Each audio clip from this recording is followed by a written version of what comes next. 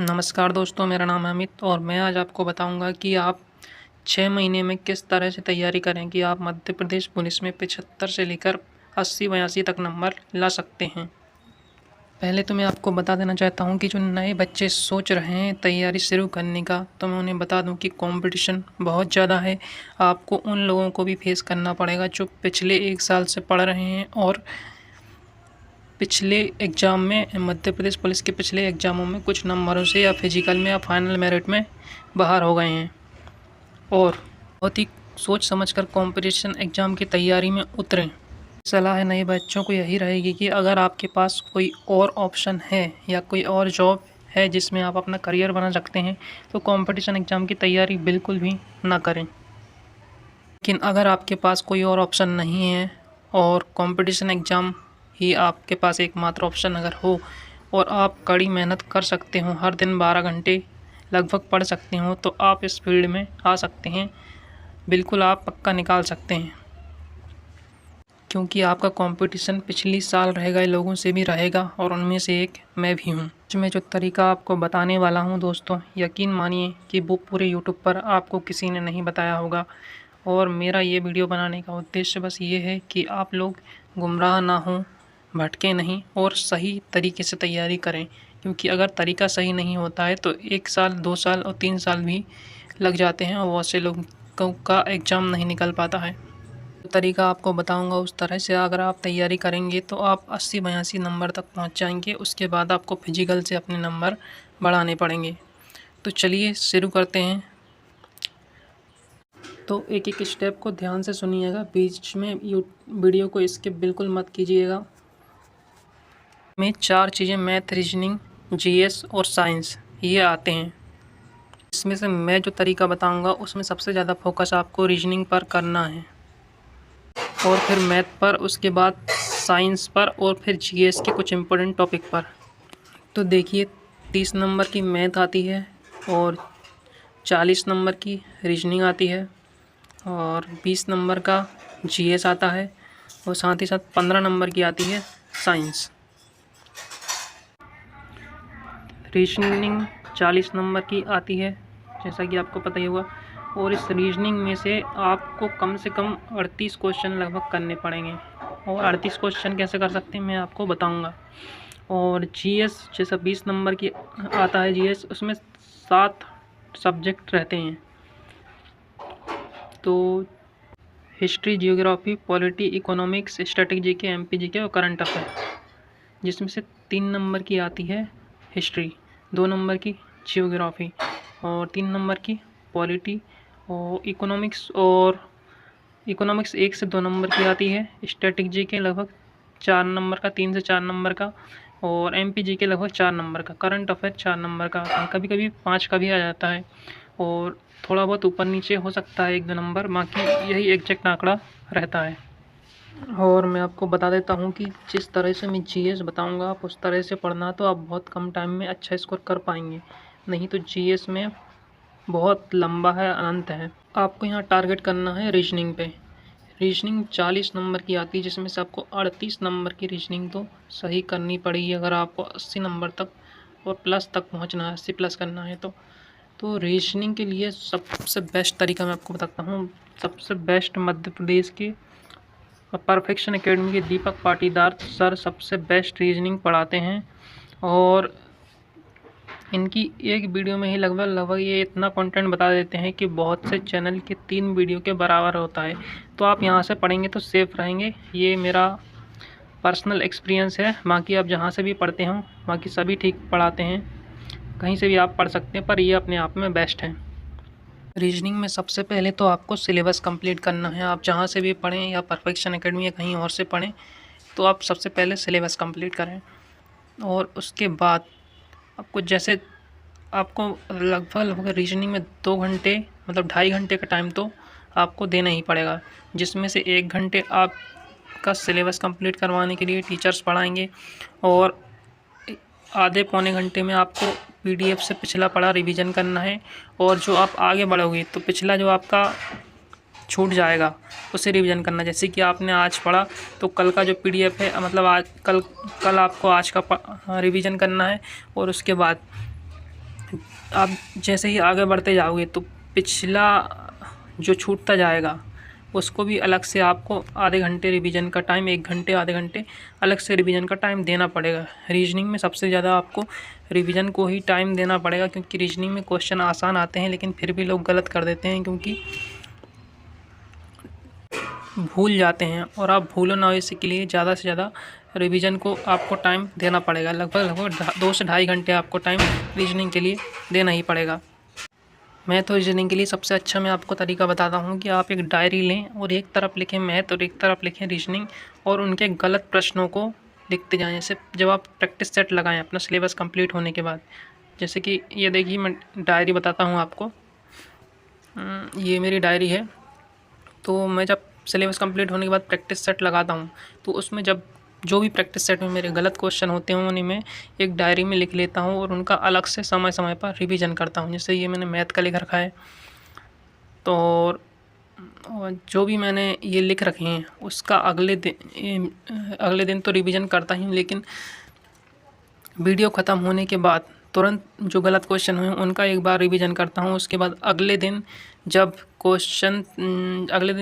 अगला practice set लगाने वाला होता हूँ उससे पहले जो पिछला प्रैक्टिस सेट में जो गलत क्वेश्चन हुए थे उनको फिर से सॉल्व करने की कोशिश करता हूँ।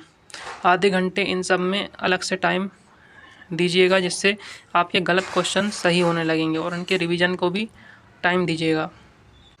ऐसे ही पीछे आपको लिखना है रीजनिंग। जैसे अभी मैंने मैथ का बताया था, आप रीजनिंग का जैसे कि 1 घंटे आप प्रैक्टिस सेट लगाएंगे और 1 घंटे जो आपके गलत क्वेश्चंस हो रहे हैं डायरी में आप लिखेंगे, उनको अलग से रिवीजन करने का टाइम देंगे। और जो आपके गलत क्वेश्चन हुए हैं अगले दिन आप अगला प्रैक्टिस सेट लगाने से पहले जो रिवीजन करेंगे, मतलब जो उनका आधे घंटे में उनका प्रैक्टिस करना है। जो गलत क्वेश्चन हुए हैं आधे घंटे में उन्हें प्रैक्टिस करना है। 38 नंबर आप इस तरह से ला सकते हैं। आपके धीरे धीरे आप देखेंगे सभी क्वेश्चन आपके गलत होना ख़त्म हो जाएंगे रीजनिंग में। अब मैथ की बात करते हैं तो मैथ में आपको लगभग 23 क्वेश्चन सॉल्व सही करने पड़ेंगे। 30 में से अगर 23 कर लेंगे तो आपका स्कोर लगभग बन जाएगा। और इसमें भी आपको यही करना है जो मैंने रीजनिंग में बताया है। मैथ में भी सबसे पहले आपको सिलेबस कंप्लीट करना है, और मैथ में लगभग आपको 2 घंटे का टाइम तो प्रैक्टिस सेट को देना पड़ेगा। 2 घंटे का टाइम आप प्रैक्टिस सेट को दीजिए, और बाकी 4 से 5 घंटे का टाइम आप अपने रिवीजन को दीजिए, क्योंकि मैथ में रिवीजन बहुत इम्पोर्टेंट है। 4 घंटे ना हो सके 3 घंटे तो आप अपना टाइम दीजिएगा, 2 से 3 घंटे। और गलत क्वेश्चन होते हैं तो उसके रिवीजन के लिए और उनकी प्रैक्टिस के लिए अलग से टाइम दीजिएगा। जैसे आज आपने प्रैक्टिस सेट लगाया, वो क्वेश्चन गलत हुए तो उनका वीडियो के बाद तुरंत रिवीजन करना है। अगले दिन अगला प्रैक्टिस शुरू होने से पहले उन क्वेश्चंस को आपको एक बार और प्रैक्टिस करना है। और जो गलत क्वेश्चन आप डायरी में लिखें उनको एक अलग से आप 1 घंटे का टाइम निकालें या आधे घंटे का टाइम निकालें, उन गलत क्वेश्चंस को अलग से रिवीजन करें। इसी तरह से आप मैथ में गलत क्वेश्चंस को धीरे धीरे करके सही करने लगेंगे और आपके लगभग गलतियां बहुत कम होने लगेंगी और आप अच्छा स्कोर कर पाएंगे। के लिए दीपक सर और परफेक्शन एकेडमी वाले और बिनर्स वाले सर आदित्य सर भी बेस्ट हैं, गोपाल सर भी अपने आप में बेस्ट हैं। आप मैथ कहीं से भी पढ़ सकते हैं, लेकिन रीजनिंग में पवन सर अकेले अपने आप में पूरे एमपी में बेस्ट हैं। इसका देख लीजिए, जैसे कि साइंस में आपको 10 नंबर तो करने पड़ेंगे 15 में से, और 10 नंबर कोई बड़ी बात नहीं है। इम्पोर्टेंट टॉपिक साइंस में सबसे पहले पढ़िएगा, उनसे सबसे ज़्यादा क्वेश्चंस रिपीट होते हैं। और जैसे कि पेरोनिक टेबल और वर्गीकरण जैसे चैप्टर से ज़्यादा क्वेश्चंस आते हैं। जीएस का देख लीजिए, क्योंकि सबसे ख़तरनाक चीज़ तो जीएस ही है। जीएस जैसा कि 20 नंबर का आता है, लेकिन उस 20 नंबर में आपको ये सारे टॉपिक पढ़ने पड़ेंगे। लेकिन सबसे पहले आपको क्या पढ़ना है मैं आपको वो बता देता हूँ। हिस्ट्री से 3 क्वेश्चन आते हैं, जियोग्राफी से लगभग 2 क्वेश्चन, पॉलिटी से 3, इकोनॉमिक्स से 1 से 2, स्टैटिक जीके से 4, एमपी जीके से 4, करंट अफेयर से 4 क्वेश्चन। लगभग ये आंकड़ा रहता है, थोड़ा बहुत ऊपर नीचे हो सकता है, बाकी एग्जैक्ट ये इतने ही नंबर के आते हैं। लगभग 10 नंबर तो इसमें से लाने ही पड़ेंगे जीएस में। लगभग 20 में से 10 नंबर आप आसानी से ला सकते हैं, बहुत ज़्यादा मुश्किल नहीं है ये। और टोटल आपके नंबर लगभग 23 और 38 61 और ये 20 81 नंबर आपके हो जाएंगे। यहाँ से आपको अपने नंबर फिजिकल में बढ़ाने पड़ेंगे और हो सकता है थोड़े कम भी अगर आए तो फिजिकल में आप नंबर ज़्यादा ला सकते हैं। तो चलिए बता देता हूँ मैं आपको कि जीएस में कैसे कैसे आप नंबर ला सकते हैं। तो जीएस में हिस्ट्री और जियोग्राफी जैसे टॉपिक्स तो बाद में ही पढ़ने हैं, क्योंकि ये बहुत लंबे हैं और क्वेश्चंस भी 1-2 आते हैं और इनमें से इम्पोर्टेंट पढ़ना है, सब नहीं पढ़ना। पहले क्या पढ़ना है मैं बता देता हूँ आपको। सबसे पहले आपको पॉलिटी पढ़ना है और ये हिस्ट्री जियोग्राफी ये बाद में पढ़ना। फर्स्ट नंबर पे आप पॉलिटी पढ़िए और फिर सेकंड नंबर पर इकोनॉमिक्स। हिस्ट्री और जियोग्राफी ये आपको बाद में पढ़नी है। हिस्ट्री बाद में पढ़ना है, लिख देता हूँ मैं। जियोग्राफी बाद में पढ़ना है और दूसरे नंबर पर इकोनॉमिक्स आप पढ़ें और इसमें से 2 क्वेश्चन आप कर सकते हैं सही। और फिर करंट अफेयर भी 4 क्वेश्चन, 4 में से 3 क्वेश्चन तो आप लगभग कर ही सकते हैं। पॉलिटी में आप लगभग 3 में से 3 नंबर आराम से ला सकते हैं। पॉलिटी ईजी रहती है और स्कोरिंग रहती है। 2 नंबर इसमें से और 3 नंबर इसमें से आप ला सकते हैं। बाकी एमपी जीके, स्टैटिक जीके और इन सब में आपको आईएमपी पढ़ना है। आप एमपी जीके से आईएमपी पढ़ें और स्टैटिक जीके से आईएमपी और पॉलिटी से पूरा ही पढ़ना है। जियोग्राफी से आईएमपी पढ़ना है और हिस्ट्री से भी इम्पोर्टेंट पॉइंट पढ़ने हैं, क्योंकि सब पढ़ेंगे तो फिर गुम जाएंगे जीएस में। जीएस बहुत बड़ा है, तो इनमें से अगर आप एक नंबर भी 4-5 में से कर लेते हैं तो आप एक बहुत अच्छा स्कोर कर पाएंगे। और ये बहुत बड़े हैं तो इनमें डिटेल में पढ़ेंगे तो फिर आप फंस जाएंगे। तो इन सब को पढ़ के लगभग आप 82 तक, 80-82 तक नंबर, 82 तक आराम से और ऐसे ला करके लगभग अपन 83 तक पहुंच जाएंगे। हाँ, 83 क्वेश्चन मतलब 83 नंबर अपने आ जाएंगे और इतना लगभग सेफ रहता है। एक बहुत इम्पोर्टेंट बात मैं आपको बताता हूँ, कोई नहीं बताएगा कि जीएस याद करने का सबसे सही तरीका यही है कि आप एक बार पढ़ के उसे जीएस को 2 बार दोहराएं ज़रूर, क्योंकि एक बार पढ़ने से चीज़ें याद नहीं होती हैं। आप एक बार पढ़ेंगे नर्मदा नदी कहाँ से निकलती है, आप अगले ही पल उसे भूल जाएंगे, लेकिन जब 2-3 बार आप उसको मन में दोहरा लेते हैं तो वो याद हो जाती है। और ऐसे करके आप जीएस पढ़ेंगे तो आपको याद रहेगा। जैसे लिख देता हूँ इधर कि जीएस को जब पढ़ने के बाद, जैसे एक बार पढ़ा तो उसके बाद 2 बार दोहराए ज़रूर। दोहराना, पढ़ो और फिर दोहराना है, दोहराते हुए पढ़ें। और जब भी टीचर आपको प्रैक्टिस सेट करवा रहे हों तो जो वो लिख रहे हों, मान लीजिए वो एक क्वेश्चन लिखते हैं तो आप उसमें 3-4 सेकंड का टाइम तो लगता ही है। उस 3-4 सेकंड में आप 1-2 बार 3 बार पिछला क्वेश्चन दोहरा सकते हैं। अगर आप एक बार पढ़ के निकल जाएंगे तो कुछ भी याद नहीं रहने वाला है। ऐसे कुछ याद नहीं रहता है और फिर ऐसे पढ़ने से कोई फ़ायदा नहीं। तो मैं आपको ये भी बताऊंगा अभी कि जीएस किस किस टीचर से पढ़ना है। जैसे कि ये पॉलिटी देखिए, जैसे आपने पॉलिटी में कुछ पढ़ा तो उस फैक्ट को 2 बार मन ही मन दोहरा लेना है, 2-3 बार, इससे वो याद रहेगा। जैसे कि ये देखिए, पॉलिटी आपने एक बार पढ़ी, उसके बाद आपको 2 बार और दोहराना है। जैसे कि आर्टिकल 52 में राष्ट्रपति, आर्टिकल 52 में राष्ट्रपति, आर्टिकल 52 में राष्ट्रपति, तो वो आपको याद रहेगा। ऐसे ही अदर सब्जेक्ट में भी आपको चीज़ें बार बार रिवाइज़ करनी पड़ेंगी। जैसे मैथ है तो मैथ में आपको मैथ में जो भी आपके गलत क्वेश्चंस होते हैं उन्हें आपको दोहराना है।